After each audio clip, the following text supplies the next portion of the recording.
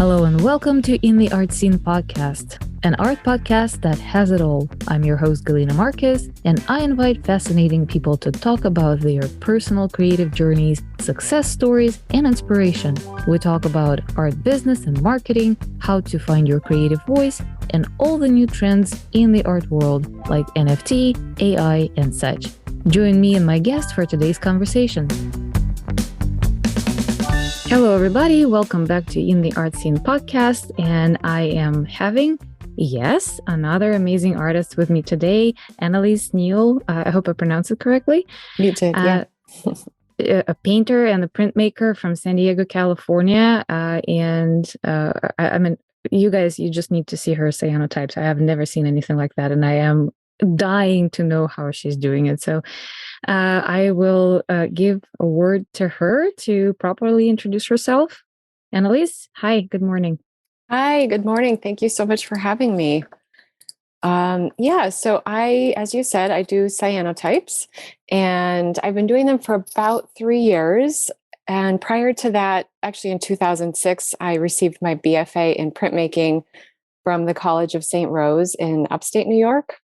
And so that really developed my love of paper, especially, and I've continued to work on paper. So I did printmaking, and then I had 2 sons, so that kind of was big and life-changing and all-consuming. And during that time, I really got into watercolor because it's a medium that's easy to, go in and out of. It doesn't require a lot of elaborate prep. So, and then a couple of years ago, a friend came to me and suggested cyanotype. And at that time I said, no, don't worry. I'm busy. I have other things. I don't have time. And she kept insisting. And I finally said, okay, we'll try. And it was absolute love at first pass. I completely fell in love with the alchemy of it. And, just all of it, the simplicity, the elegance, the how it looks just on every level. So, by now I'm hybrid fusing the watercolor and the cyanotype. And in a way, it loops back to some of my printmaking. So that's a little bit of a nutshell overview of what I do, where I am now. Yeah, you're not the first cyanotype artist on this podcast, but I have never seen anything like this, honestly. So, and we'll get to it. I wanted to ask you a little bit about your background. How did you start? How did you get to the art program? Just, about your life. Yeah. So my parents are both artists. Oh. So I think, clearly I was always interested in visual thinking. And they're both very creative people and look at the world in that way, very sensitive. So I was always raised noticing things, I did some art in high school, not a whole lot. I actually did jewelry making, not really much with drawing and painting. And then I started college as a photography major, and I was paying my own way. So it was very slow. It took me about 10 years to get my degree. The last 2 years, we were, my husband now and I were living in upstate New York. He was doing schooling there, and I realized the art department was just down the street from where we were living. And I thought, I hadn't completed my degree. I'm just going to check it out. And so I went, and that school had the largest printmaking facility in all of New York State at that time. And I was like, well, I'm going to go for it because I don't know what's happening here, but this looks incredible. All of this equipment and the print presses and the tables. So I just kind of leapt with both feet into printmaking, even though I didn't have a background in that. And loved it. I really loved all of the process around it, and the precision. And I think a lot of that training has helped me now with watercolor and cyanotype. You really, at least the way I do it, there's a degree of precision involved that I think the printmaking training really helped me with. So that's kind of a little bit of the background to where I am now. Are you originally from New York? No, we ended up there because my husband's schooling, but I moved around a lot, kind of all over the west of the United States. I don't really feel like I'm from anywhere, but I graduated high school in the Phoenix, Arizona area. Mm-hmm. So that's an easy place to say that I'm from, but I'm not really. I'm just, I moved around a lot. I'm just curious how you ended up in San Diego. Although San Diego art community is just amazing and vibrant. Yeah. But I have heard different opinions that San Diego is way more laid back and not as dynamic as New York, for example. So if you started your art career in New York, upstate New York, I mean, in that area, I was thinking that maybe that's something more exciting. But you ended up here, which we're happy. Yeah. Yeah. to have you here. Yeah, it's interesting. I've been fortunate enough to live, in a number of places in the United States and to get a sense for different communities and how, at least through my lens, how they're engaging with creativity and all kinds of arts. And so I basically grew up all through my 20s, all the way through my 20s in the West, and then moved back east. And I was 4 years in New York and 4 years in Philadelphia before I came to San Diego. And it really was eye-opening. The East Coast, just as a broad generalization, there really is a much more deeply engaged connection with the arts in the East. I feel like versus the West, there's pockets here, and I think San Diego is really evolving and becoming a much more connected and vibrant scene. But yeah, I think the East Coast, at least for now, there's a bit more commitment, like community commitment to showing up for events and, large to small. So I'm really grateful that I was able to live there for that time and feel that, because I know what I want. I like that degree, that level of engagement it's wonderful. Yeah, I wonder why it is. Maybe because New York is closer to Europe, or yeah, it's they're a getting good more question. of that vibe. Yeah, and I had the pleasure of being in New York again this summer. I hadn't been back for I think 12 years, and it was so great to feel that energy again. I was both upstate and for a workshop, and then also in New York City, and it really was. I was like, oh, this feels so good. There's just so much. I went to music performances, art things, and it felt so part of the community. It wasn't a special thing. It was just like a thing that people did. That's how it felt to me. But, granted, I was on holiday in a way. So yeah, well, it was great. Nonetheless, we're happy to have you here in San Diego.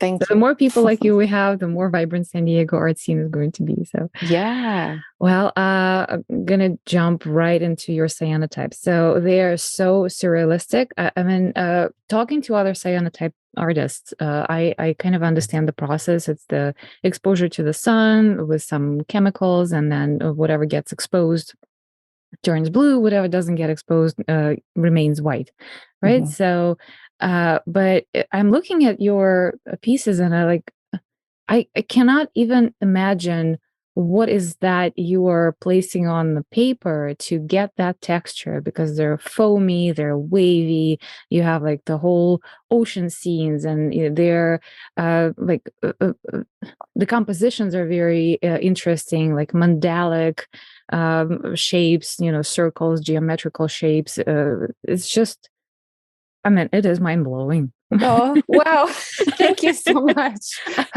I can't even start thinking about the process, how you do it. So I hope you can share a little bit. Sure. Yeah. Thank you for that. Like any artist in their craft, we approach the creation of images from the inside, but it's so cool to hear how the viewer engages, because it's so, I don't know, that's what we live for. I love to know what people think. I think by nature, visual arts is, and most arts, it's a community thing. It's meant to be shared, and it's meant, to have that engagement. So I love that. Yeah. In terms of how I'm making them, as I said, I've been doing it for about 3 years now. So it's been an evolution. I've gone through quite a few different phases, but, in a nutshell, I'm primarily working on paper. I'm sort of engaging with fabric a little bit, but for the most part, it's paper. And as you say, I use a light sensitive fluid, which I paint very intentionally on the paper. I don't tend to go edge to edge. I often will paint shapes with the fluid, and we'll do, sometimes a single exposure and sometimes multiple sequential exposures. In terms of building my compositions, I have developed this method where I make individual negatives of a thing. So using all my own photographs, by now I have hundreds of these little things. But so I travel a lot and I spend a lot of time in nature. Like everybody, I've got my smartphone with the camera and I'm constantly snapping pictures. I also use a nice camera, but the reality is I mostly use my smartphone and taking pictures of things and then uploading them to Lightroom, and I convert it into a negative. Then I print that onto overhead projection film and then cut it out. So each image in my cyanotype is a unique negative that I've made from one of my photographs. So I have them organized into folders like birds, mushrooms, people, places. And then I'll get a concept around how I want to, what is it that I'm trying to say with this piece? Let's say it's a mushroom piece. I'll pull all my mushroom negatives. I lay everything out. So it's kind of this insane, manic, field of black and white negatives everywhere. And then I just intuitively build the composition with these negatives. So after that, you put glass on the negatives, and then you can use any UV light to expose. And that's the sun or an exposure unit. And I do use both. So once I have done the composition, made the exposure, rinsed it, it cures for about 24 hours, and then I glue it to a wood substrate. And after that, I apply watercolor paint. Wow. So it can be, it's a very long process, and a lot of, at many points, I'm working blind. Like I'm not sure how it's going to work. And, certainly with the exposures where there's multiple shapes, at every point it could get ruined. So I'm always, praying to the art gods, please work, please exposure. Or, if you accidentally get a little fingerprint or a little flick of the fluids, and sometimes you just roll with that, but there's a lot of crossing fingers involved. Yeah, I was going to ask. I mean, the fluid for cyanotypes it's transparent, right? So you don't really see it on the paper until it gets exposed. It's actually like a pale pea green, like a puce green. But you apply it in the semi-dark, so you can't you really can't see. Yeah, I mean, different cyanotype artists are more loose with the light. I'm a little bit more fussy about making sure my space is dark, but yeah, essentially, I have to just hope that my shapes work the way that I want them to. So how long does it take you to complete one piece? It's really tough to say. I mean, there was a time where I would keep track of time per piece, but it's almost too hard. On average, like you're feeling like, okay, it takes me a week about or whatever. Sure. I would say, let's say it's like a 10-inch square. Maybe that's going to be 10 to 20 hours, I would say. But it's not 20 hours consecutively, exactly. Right? It's like it's multiple days. Yes, multiple days, multiple moments. As I said, I'm a mom, so it's like, work for a couple hours, attend to whatever domestic thing, but that's most people's lives. It's hard to find big chunks of uninterrupted time. So and right now I have 7 pieces I'm working on. So I'll work on this guy for a little bit and then I go over here. So it's also a lot harder to keep, accurate track. Yeah. But give or take, they're pretty labor intensive. Wow. How old are your sons now? They are 10 and 13. Okay. It's kind of hard to believe, but yes, they're cruising towards both being in the teen years. Well, at least they're a little bit more autonomous. So you have a little chunks of day that you can attend to your art. Yeah. I can imagine when they were little, it was much, much more difficult. It was, yeah. And they're just, after when they were very little, I just I didn't do anything creative, and it was really hard. So there was a point at which I knew that I had to reclaim that part of myself, my identity. And, that's when I started doing the watercolor paint. And thankfully, I have a partner who was able to support me. And, I could, a couple evenings a week, just leave and go into the studio and work. So, yeah. The reason I'm asking is because I have 5 months old baby. Oh, wow. And I'm also struggling because I don't have any studio time. Yeah. So at what point you decided, like, what's the right age, or at least what felt right to you when you decided, okay, well, from now on, I'm going to have my studio time no matter what? I really, it went too long, to be honest. I probably didn't really claim that again until probably 4 years into parenting. Wow, that's too long. It was too long, and by that point I was, really desperate for it. So, if, it's just so hard because, the baby's napping, so you could work, but then you need to nap, or, so I think everybody's going to try to piece it together in the way that they need to. But,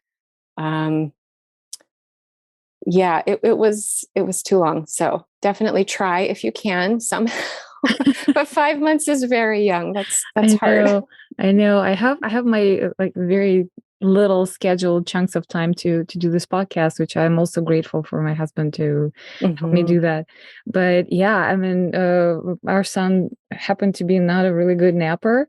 Yeah. So, and that, half an hour, if I'm lucky, I have like, you usually have like a bunch of like dishes in the sink and the laundry that you need to do. And there are some days when I'm like, oh, heck it. I just, dishes will wait. Yeah. But it's still not true. enough. And I'm still trying to figure out that balance, because my studio is in my house, which, inevitably then you walk past the dishes or, oh, what are we having for dinner? Or, it's so easy to get that stuff in the way of the work. It's just hard. It's really hard to have a balance. Well, I am happy to hear that you were able to reclaim that part of yourself and you are back working fully and producing lots of amazing work. So you mentioned also, like, you enhance your cyanotypes, because I looked at them and you said that you're doing watercolor. To me, it also looks like there's some ink involved, or it's actually just watercolor. Just watercolor. Yeah, I just use a really tiny brush. It's, picture the most teeny tiny little amount of bristles, and that's what it is. So a lot of people think that there's pen involved, but it's all brushwork. It's just very fine. Wow. So and mostly I'm using white, so that the palette does tend to stay blue and white, but I'm shifting much more into color. So I noticed some reds. I'm really drawn to red and yellow and just that very simple primary color palette. So the newer work has that in it as well. And then a little variation. So into pinks and into yellows. My older watercolor work is all warm tones. It's very fluid, very fleshy, very warm. And then the cyanotype work is so cool toned. So I'm seeking to kind of bridge that a little bit more with the newer work. Yeah. So tell me a little bit. So your process is so elaborate, so precise, to the point that you are using like a couple of bristle brushes to like as your final step. Is that feeling for you like a meditative process, or like because I know that some artists are trying to kind of let go and whatever happens. And there are other artists who are more precise. So how do you feel about your process, and why do you choose to be so precise? So that's a great question. I love to work in a precise way. I do find it really meditative and relaxing. The piece that I'm just about done with now is a series of discs, and there's 3 of them, and coming from, an unseen top realm are these almost like beads, chain beads, chains of beads, I guess we would say. And each one is probably a millimeter, and it's an open circle.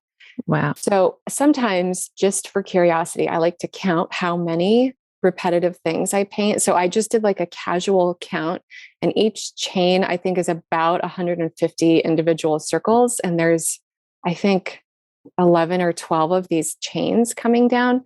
I don't know why I like to keep track of these metrics, but I'll just sit there hunched over and do these teeny tiny, I love it. It's my favorite thing when I work into a piece, something super repetitive like that. So I do love it. I love the fine detail. I often work small. And I think for me, something about the scale and the attention to detail, my hope is that it draws people in, because it's small and precise. As a viewer, you're kind of asked to step forward and really move in to that space. And a concept that I really find interesting, that I've heard a couple of times in philosophy and in other realms, is that attention is linked to consciousness. And I think we've all had that feeling when we're really engaged with something, looking or listening or feeling, it's this amazing, almost euphoria, So that's, I think, a gift that really small, precise work can give the viewer, is that moment of really being drawn in and moved away from, whatever is going on in your life. So that's something that I can't imagine ever making work that's super big and loose, because I love that, getting pulled in to an alternate world feeling that I feel like sometimes my work can have. Yeah, when you were talking about how many of those little circles you have in your one of the latest pieces, I kept thinking, like, the word chanting mantra came in mind, because that's what you do. Like when you're chanting mantra, it's like 108 times you're doing it very repetitively. So yeah, I can see why it is meditative, and why how it penetrates the consciousness, and your attention gets into a very, very, like, a laser focus. Yeah.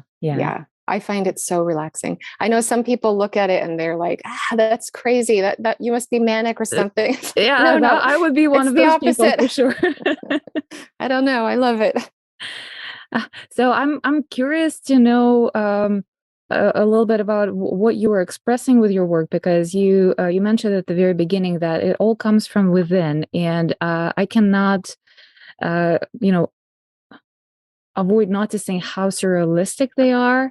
They are clearly communicating a very, very deep message. So I am very curious to know more about that. Yeah, so I am a voracious reader, and I'm very interested in philosophy and physics and ecology. So my work generally is reflecting what I'm reading on some level. I also listen to a lot of podcasts, so big podcast fan here. And,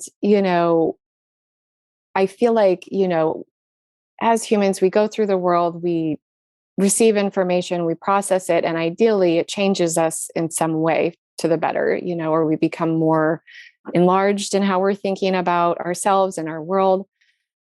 And, so I'll read something like, for example, this year, at the beginning of the year, I read Rob Dunn's book, A Natural History of the Future.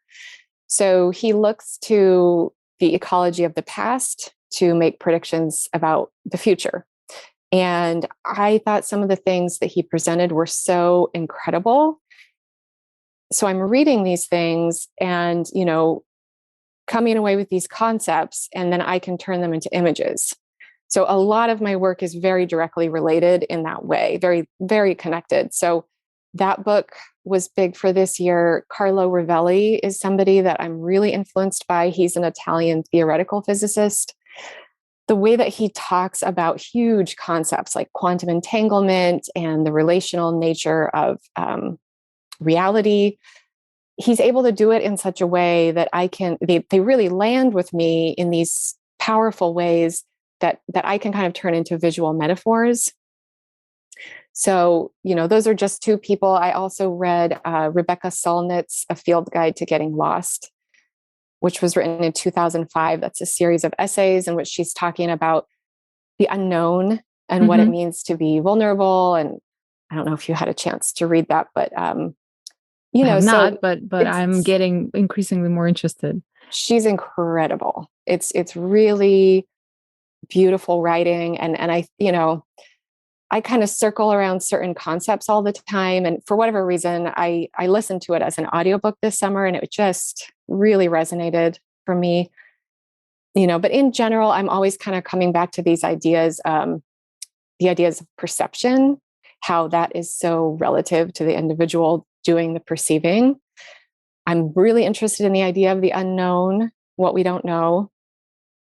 I'm interested in ecology in a very grounded, real way, our natural ecologies, but also psychological ecologies, in a metaphorical way.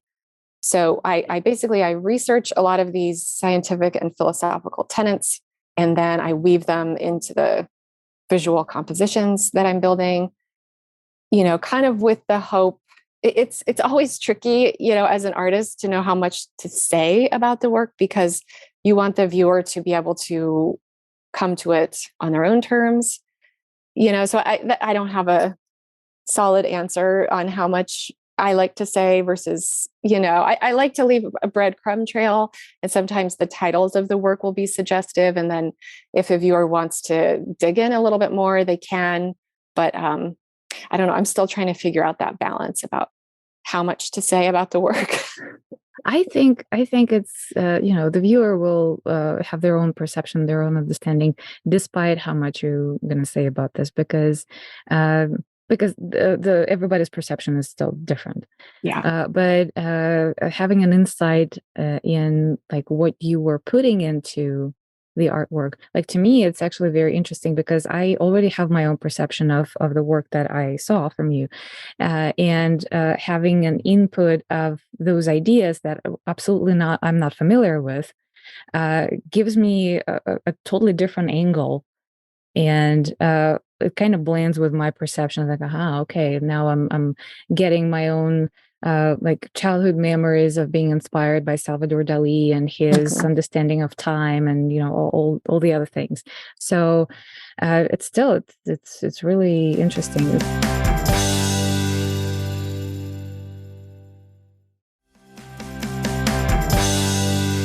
You dropped the word psychological ecology. Yeah. Which like that's a new term for me. If you don't mind elaborating on that a little bit, I would appreciate it.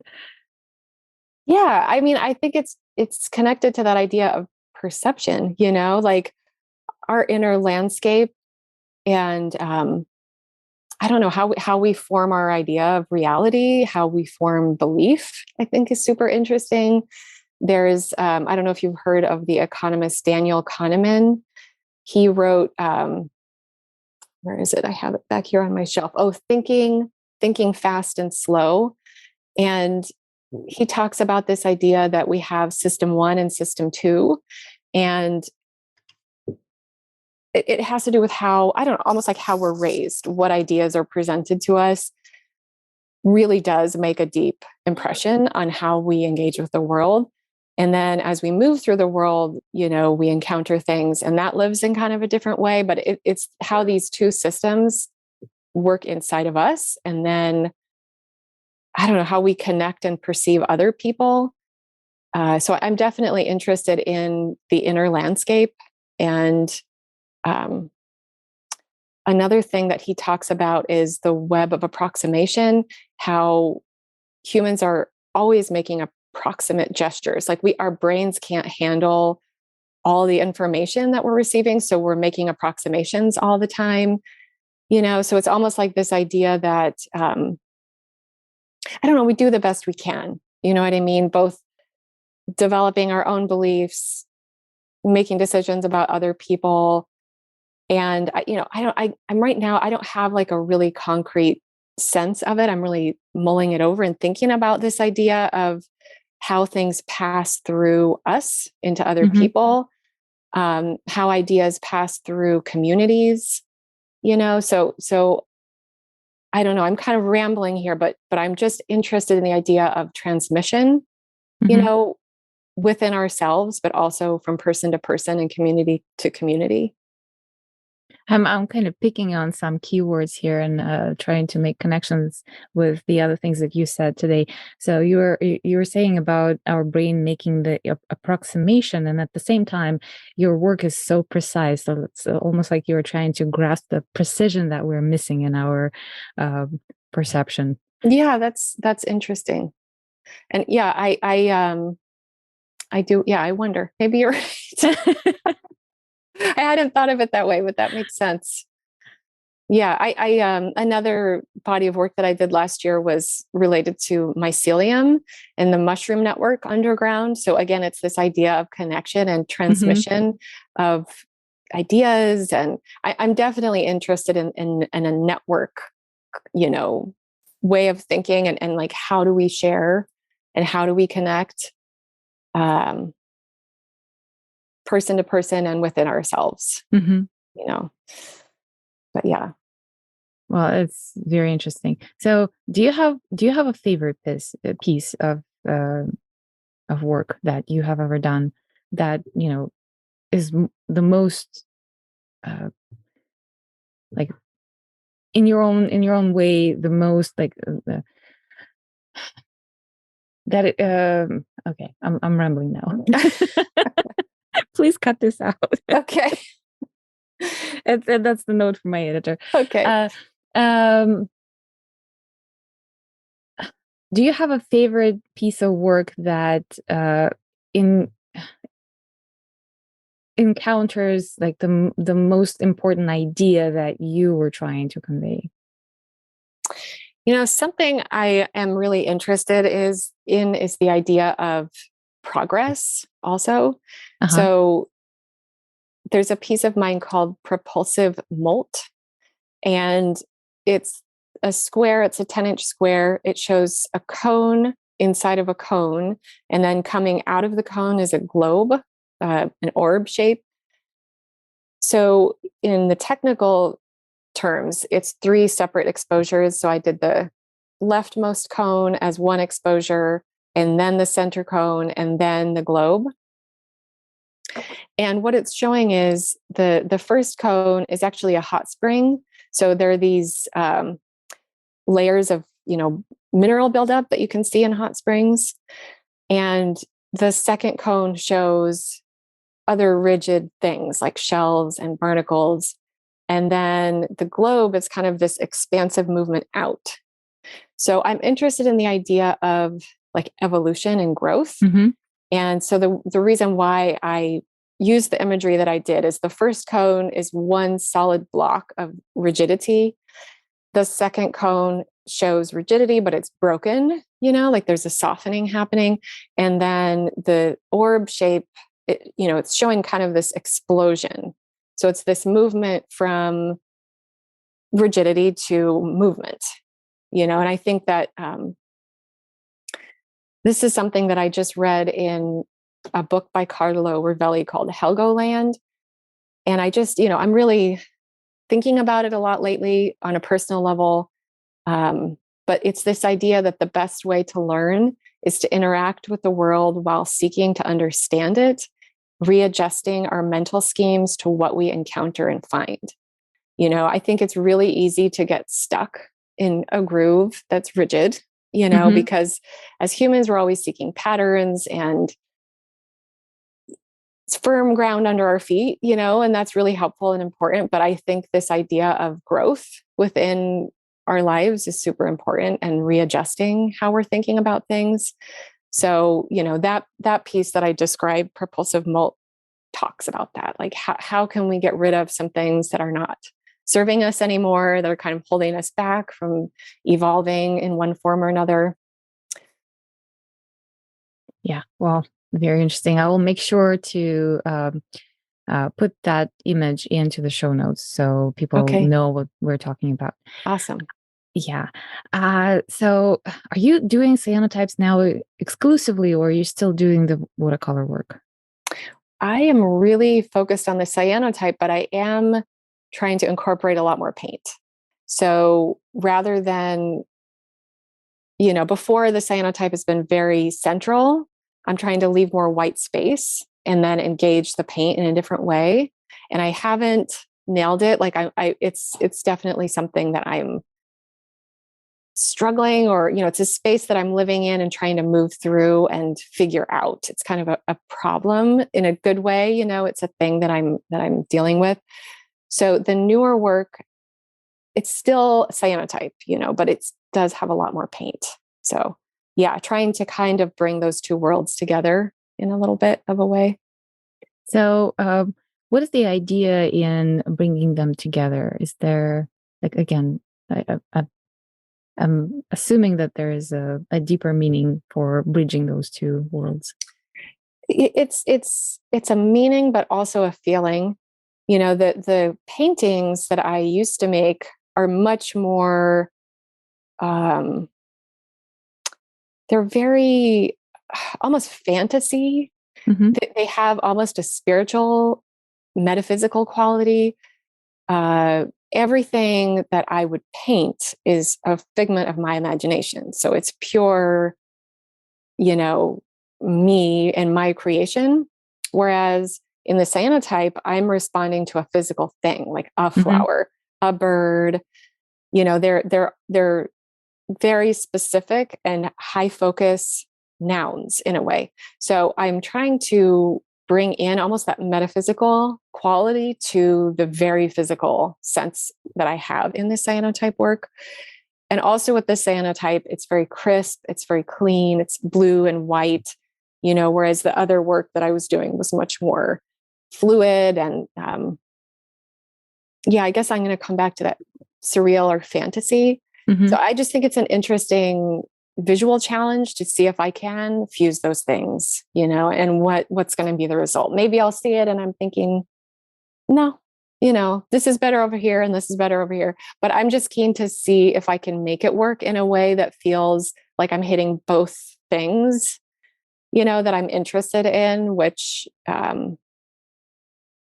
it's fun. It feels really exciting to be trying something out of my comfort zone. And I feel like this is maybe like a cliche thing with art, but I feel personally that if I'm a little scared about what I'm doing and uncomfortable, that means I'm doing it right. If I'm too much in a routine, that it just feels like a production at a certain point. And I always want to feel a little scared, and uncomfortable, and like I'm pushing myself. Mm-hmm. And that tells me that I'm probably in a good place. Yeah, that's the idea that I get from other artists too, and I think like I'm personally not quite there yet. I can't quite get to the point where I embrace this discomfort. Yeah. But I'm trying to get there. So what you were talking about just now kind of reminds me of another conversation I had earlier in the season, which you will hear later. It's not on air at the moment when we're recording, but I had another artist who was doing cyanotypes, and she's working with the Amazon tribe from Ecuador. Mm-hmm. And the whole idea of her work and working with that tribe is that connecting the physical world and the spirit world, which in that tribe is actually all the same. So there's no duality for them. That physical is physical and the spirit is spirit. It's all the same thing. It's merged. And for the Western society, like for us, those are two different concepts. So she's trying to kind of merge it together. And so that's kind of the same idea that I heard from you, saying that you were bringing your spiritual, more of the fantasy world from your paintings, and the cyanotypes that are responding to actually like physical objects. So that's a very interesting idea. Yeah, that's I love to hear that. And it actually reminds me, there's a second century Buddhist philosophical text by Nagarjuna. And in that, he says nothing exists in itself independently from something else. And it's true. There's something about the modern Western mind that has really separated, the mental or metaphysical and physical, and a lot of what I'm reading now there's absolutely no barrier.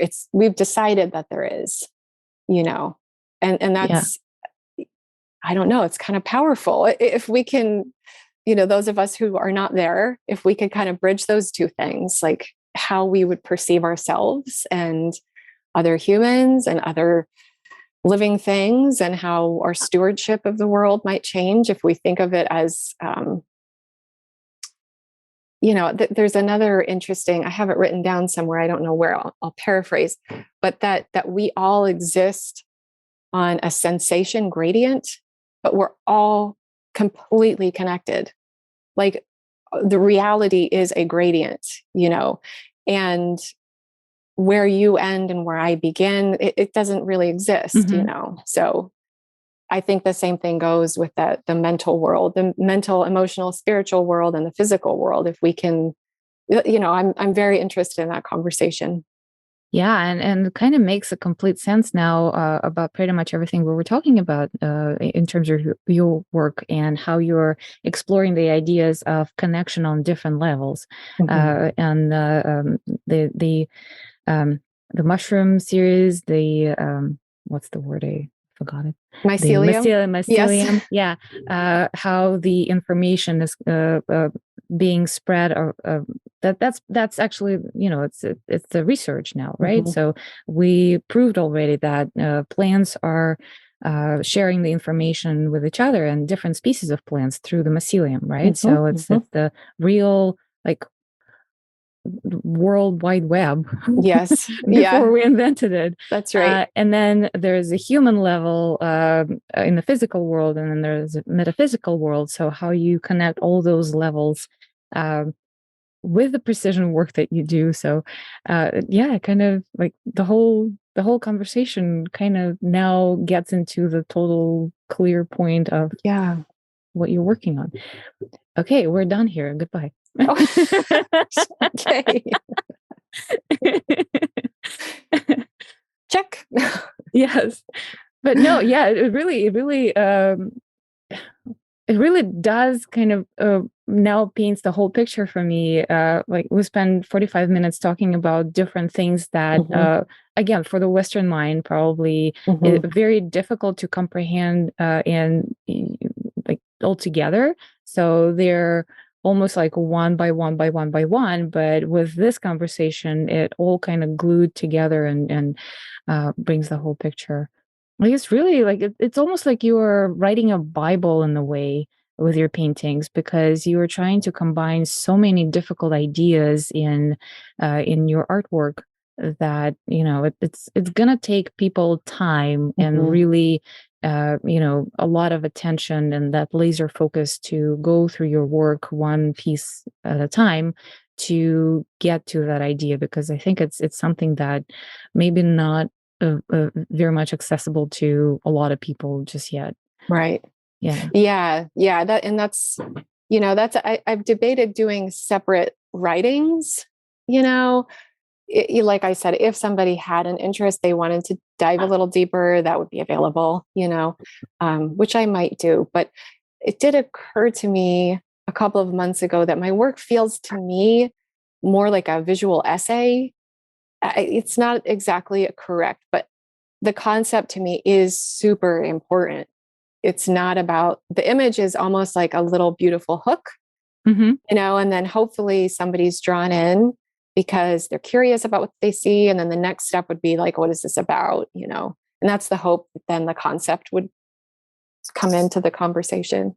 Yeah, I almost see, you're talking about writings, and I almost see like you need to have some sort of a manual or a dictionary. Right. Yes, that's true. I should. Little guide. Yeah. Index. Well, in that, in that sense, it also kind of it brings your work to a different level, because it will be not only the visual perception, it will be also another level of information that people will take in to enhance their perception of your work and the ideas that you're trying to convey. So, yeah, I'm curious. Yeah, it's a good idea. I see a book in your future. Yeah, it's true. And I think, it is really important to me that people get the concepts too. So it makes sense because, yeah, looking at a picture that shows some birds and a flower, you're not going to get all the way to what I'm talking about. It's Yeah. not, it's there, and again, like the titles that I use and the breadcrumb trail thing, but it's, yeah, Well, it's a good idea. I like to think that this episode is going to be the beginning of people's understanding the deeper meaning of your work. And then I look forward to hearing about the book or some sort of writing from you in the future. When you do that, I'll bring you back. I'll bring you back. We're going to talk about that for another hour. Very cool. I love that idea. Yeah. So is there something I did not ask you that you would like to talk about?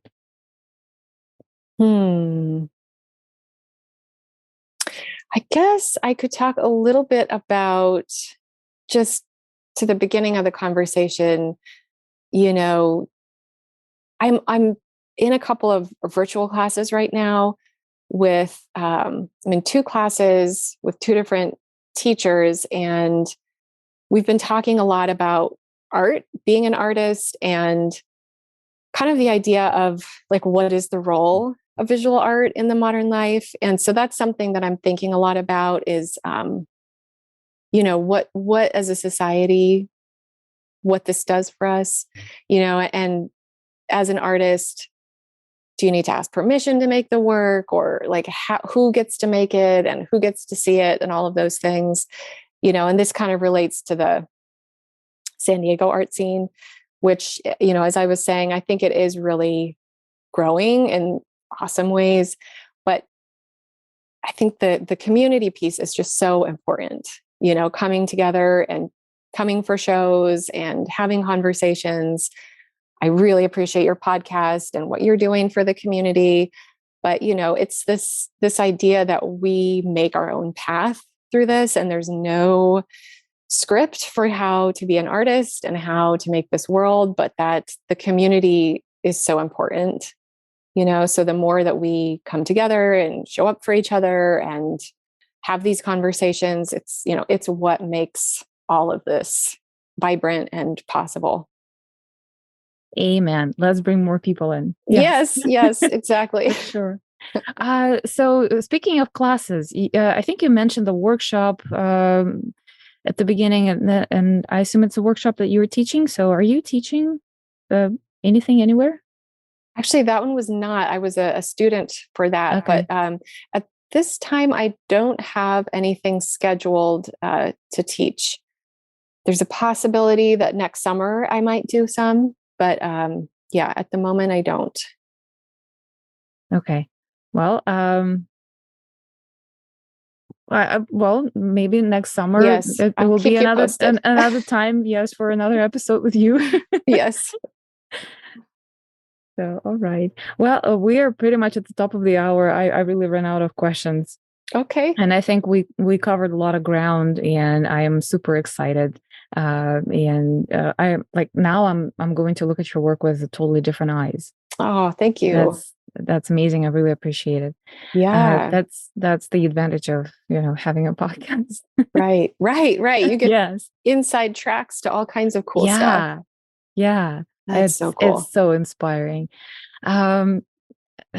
Well, I also like to ask my guests for some words of inspiration for whoever is listening to us, because majority of the listeners are artists. A lot of them are at the beginning of their careers. They have their own doubts, imposter syndromes, you name it. Mm-hmm. And there are, or some people who are just creative and interested in maybe trying themselves and being artists in the future. So some words of encouragement, some words of wisdom, inspiration, whatever you can offer. Yeah. I have a couple things. I'm trying to think of what would be a good one. Oh, do both. Okay, let's see. So this is actually a quote from the Carlo Rovelli book that I just recently finished. I'll just read it because he said it well. Our prejudices concerning how reality is made are just the result of our experience, and our experience is limited.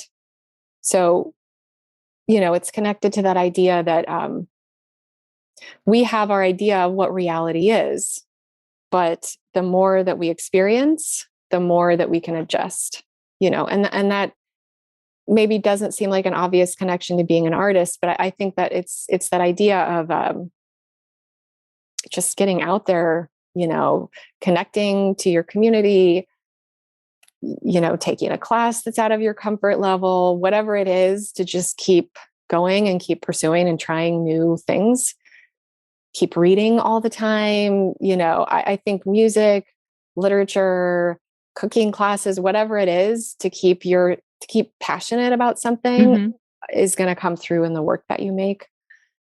And that's so true.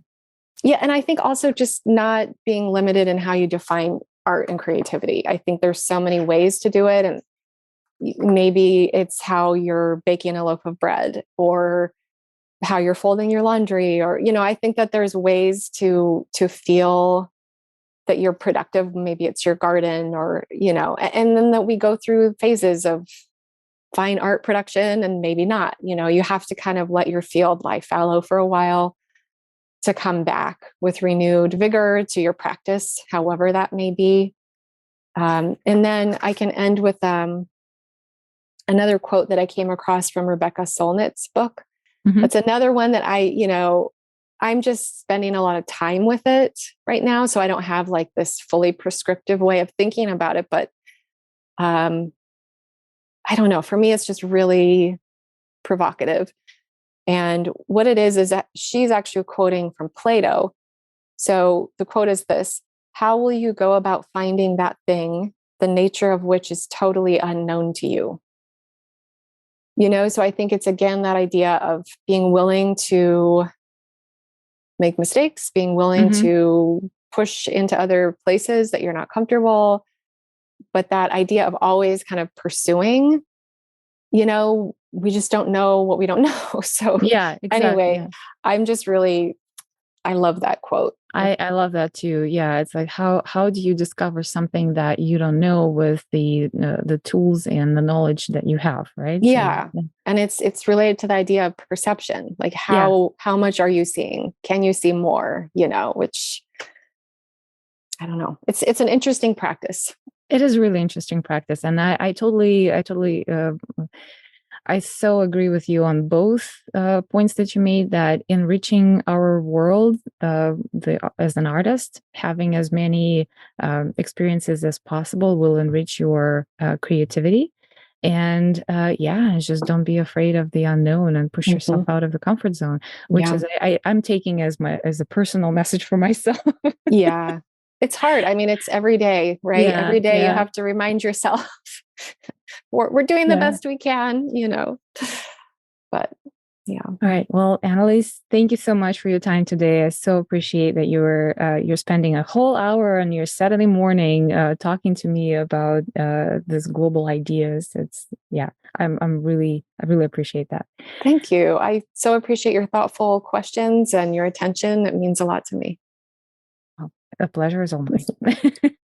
Well, thank you again. And we'll make sure to put all the links in the show notes. So you guys, if you want to know what we were talking about, please refer to the show notes. There will be a link to Annalise's website, her social media accounts, some imagery that we were talking about today, so you have an idea of how the conversation was progressing and what the details that Annalise was describing.